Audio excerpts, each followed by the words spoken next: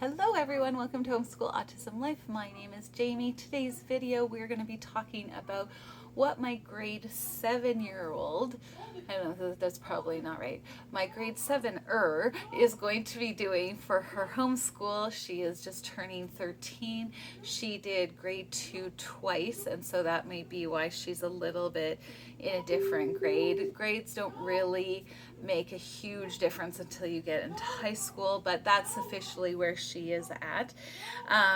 If you watched my video on my grade 9ers homeschool, you will see some similar things, but there's some differences as well, and which is why I will be chatting about that. So again, I'm going to be doing a video separate of our read aloud time and our Fun Friday time. I will do a separate video for each of those because they need their own video. So one of the first things that my girls do is they wake up before mom because I sleep in, because my son doesn't fall asleep until 1 or 2 in the morning. So mama needs her sleep so that she's alive and she's not a bear. So what the things that my girls are responsible for before I get up are doing their thankfulness journals. This one is lovely. I will leave it linked down below, but it has Bible verses in it for each page, and I love that. They also do their own Bible study time. We use the SOAK method. So if you're not familiar with that, it's S is for scripture. So they'll write a scripture verse.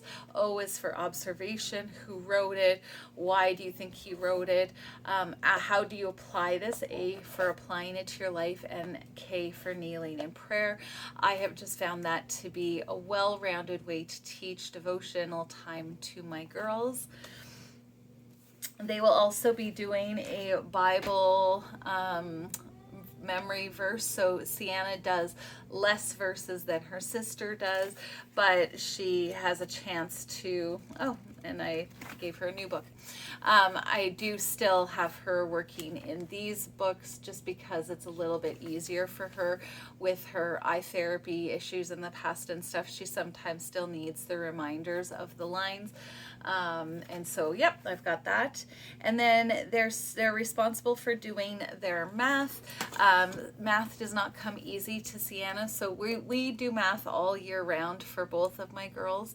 And so, however far along, I think we've got 10 more lessons or 9 more lessons in this book to complete, and then we'll move on to fractions book, the Epsilon book. So that one is definitely one of those ones where I usually do a lot more teaching, especially if she's struggling.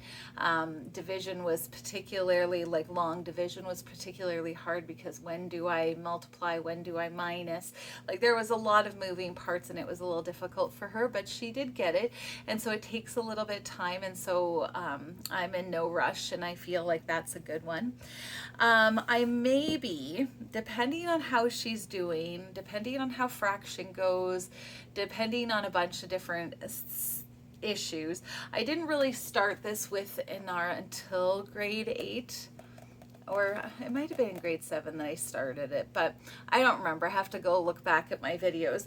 But I think I want to start her on doing her own science and answering questions, but it may be difficult because she's still not a fluent reader. She's getting better and better and better, but she still does get overwhelmed easily. And so I'm going to see about this. I wanted to pull it out because I do think that it's worthwhile for her to recognize that she has these abilities and she can do them even if she doesn't think that she can.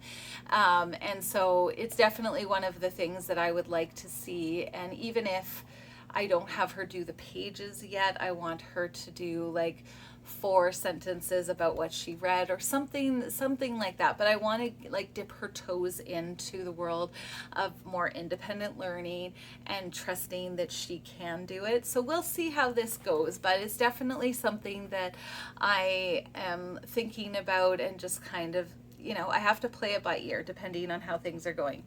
So that's what she does in the morning. They also have some morning chores, that sort of thing. And then once I'm up and done feeding myself and my Darian, then we go do read aloud. That will be a separate video. Once read aloud is done, we come back to the table and we do Fix It Grammar together as a group. Sometimes I've been having them do that in the morning as well, and then we just come together and just check it over. But I find it really, really helpful, and we've been working on this series together. So that's the great thing about Fix It Grammar, is that if you've worked through the books together, there's not really this is for this grade and this is for that grade. We've learned it together and we can keep going. So I'm really excited that she's got a leg up on this, and I can have her do these books again when Inara is done, because we've got this one and the 6th book, level 6, and then I could have her do that on her own and check it as she gets into the later grades. It's going to be epic and awesome. We also have been doing this Victus study skills together, and I've been really impressed with it. I've been just doing it very randomly, but just reminding them of some of these study skills, because I know that it's going to be needed and necessary for doing tests and all sorts of things. We will also be doing the logic course together. Again, I don't think that there is a time. I feel like grade 7 is a good time to start talking about doing logic and stuff. Again, I feel like Sienna could probably do this again in 2 years and get that on her transcript like I'm doing for Inara.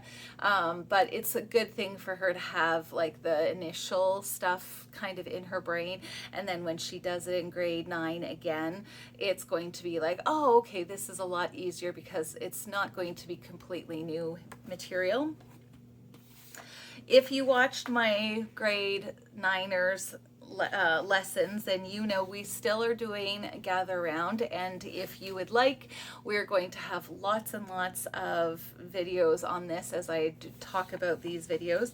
But we're going to be doing the Connecting Continents unit. I will leave a link to my Africa one when I did it with my girls before, but the point is that we're going to be studying at least 10 new countries that the Gather Round folks didn't have.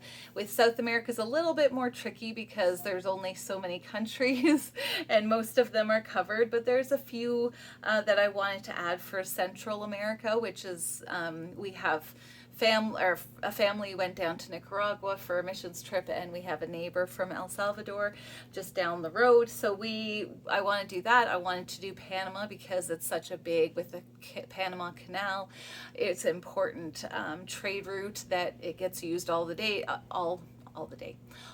time to bring our bananas and various other things that we order off of online.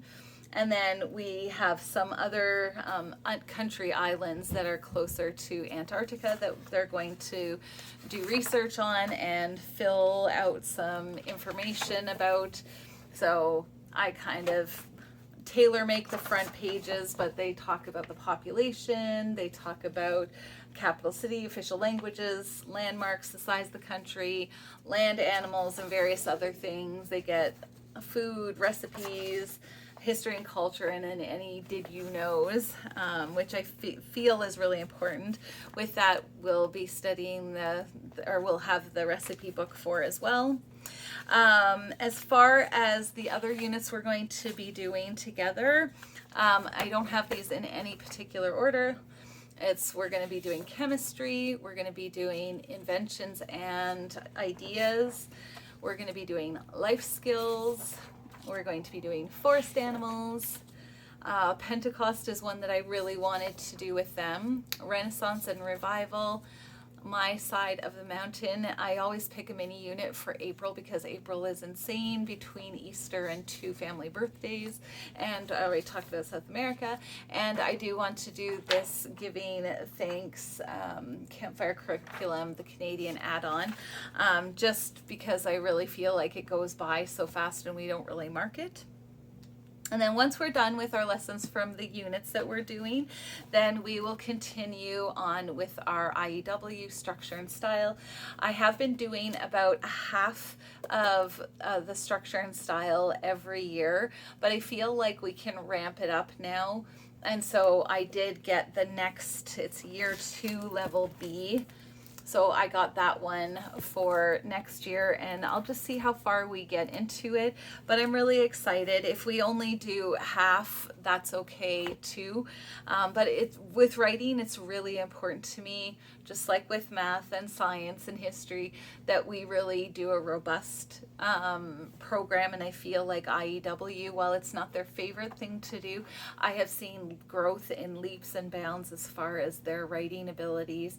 And then with the South America, having them write out their own teacher's guide, I am using those skills, the keyword outlines and grammar and all of that. We're using that in building our own, and so they're doing it outside of the IEW structure to do their own versions, and I'm really happy with how that's adjusted. So again, I will be doing another video on our morning basket time, morning reading time, read aloud time, and our Flex Fridays, where we do just very calm homeschool, and I'm really excited to share that with you. So if you're interested in any of these things, every time we move into a new unit, I do another video on the books that I've picked out for the kids to look at. I do assigned readers. I tell you all about what we're doing for those units. So